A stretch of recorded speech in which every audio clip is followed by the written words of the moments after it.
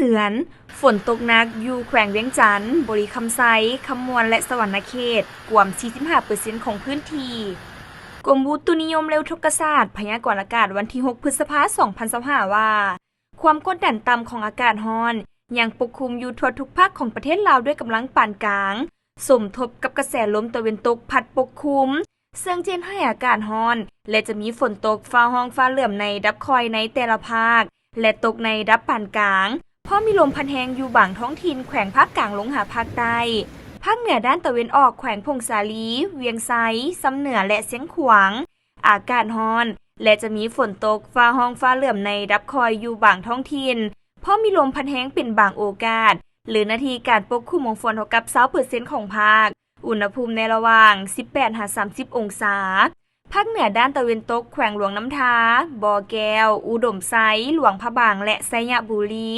อากาศร้อนและจะมีฝนตกฟ้าห้องฟ้าเหลื่อมในดับคอยอยู่บางท้องถิ่นเพราะมีลมพัดแรงเป็นบางโอกาสหรือนาทีการปกคลุมของฝนเท่ากับ 20% ของภาคอุณหภูมิในระหว่าง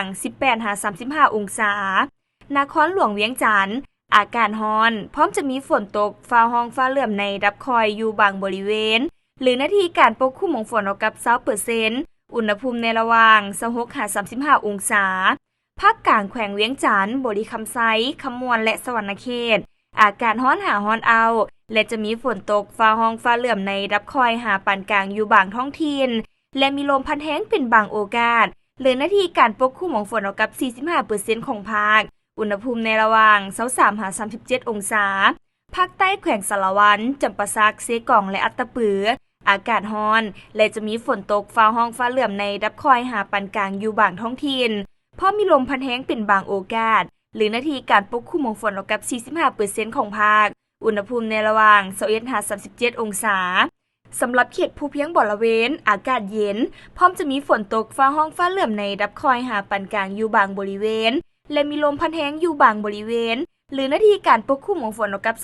35% อุณหภูมิในระหว่าง 15-25 องศา